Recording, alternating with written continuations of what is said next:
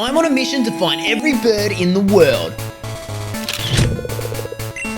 And while traveling Tasmania, finding tawny frogmouths and regular frogmouths, my followers kept recommending one spot. A land of rare birds and increased shiny odds. This was our best chance of finding the 40-spotted pardalote, and if we were insanely lucky, the critically endangered swift parrot.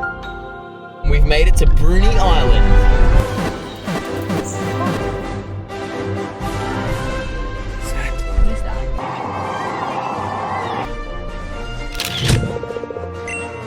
Is that a cuckoo?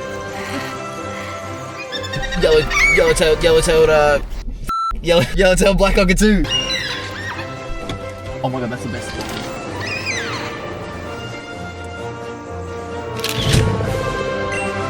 That was crazy. There was yellow-tailed black cockatoo and a cuckoo right there.